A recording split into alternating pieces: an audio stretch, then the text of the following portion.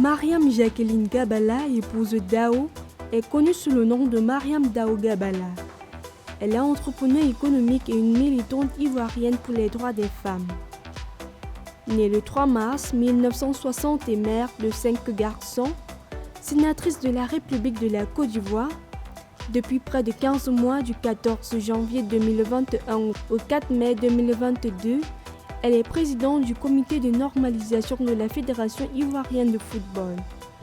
Mariam est une femme de foi, reconnue pour son engagement dans le développement et l'impact du secteur financier en général et pour l'inclusion financière des démunis, des populations rurales et des femmes en particulier. Pour elle, l'excellence reste le maître mot de la réussite professionnelle.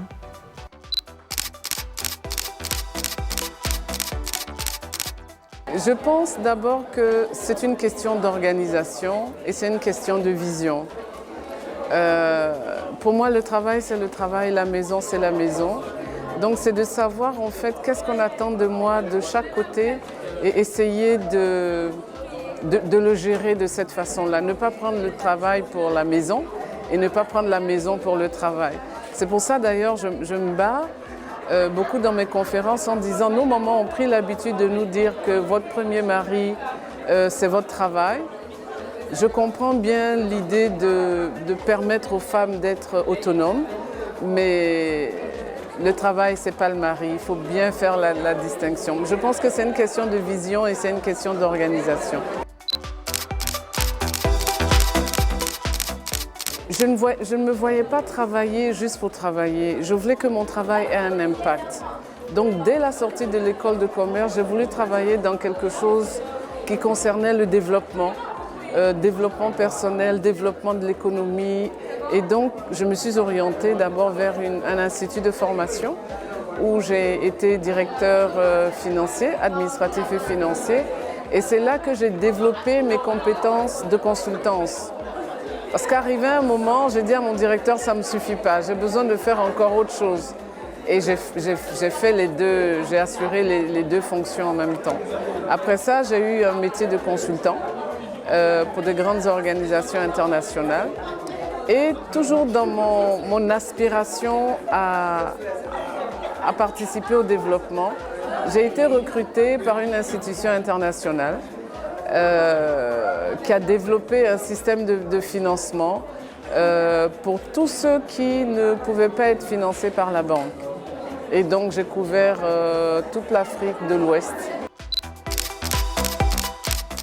On ne peut pas briller si on n'est pas excellent. Si on brille sans être excellent, c'est une lumière qui ne va pas durer. Donc il faut être excellent dans tout le travail qu'on fait.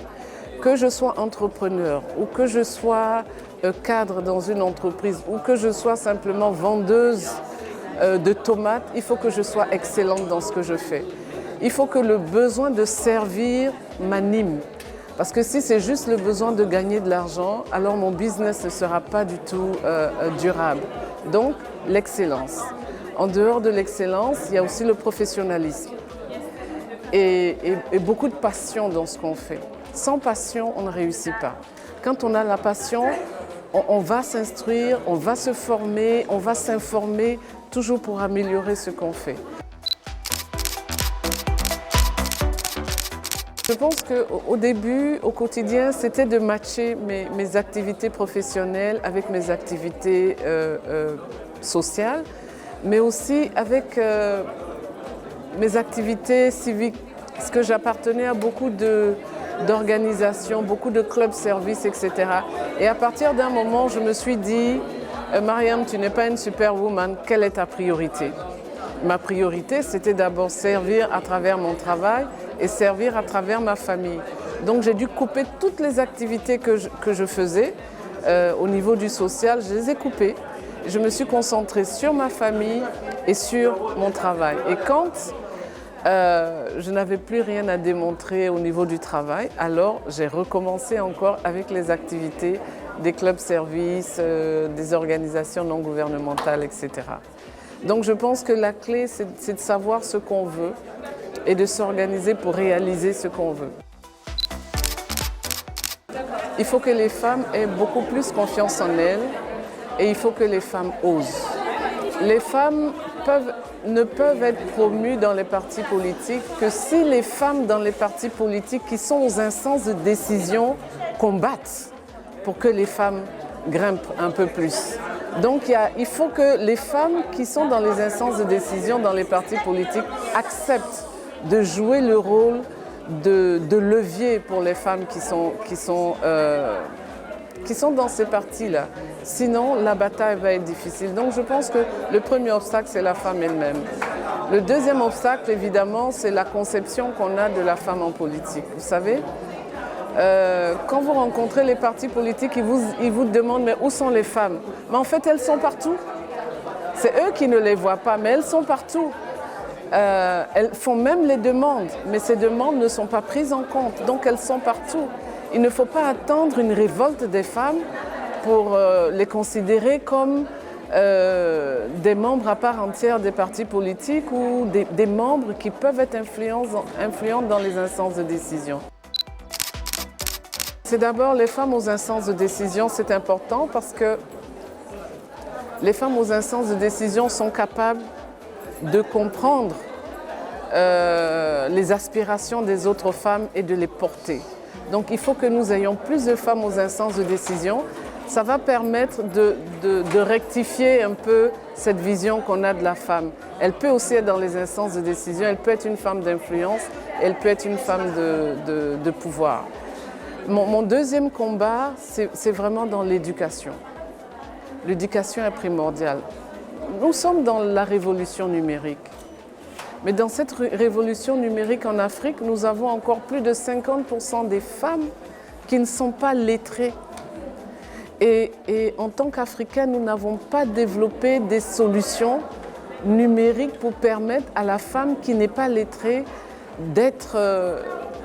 d'utiliser, je veux dire, toutes les ressources que permettent cela.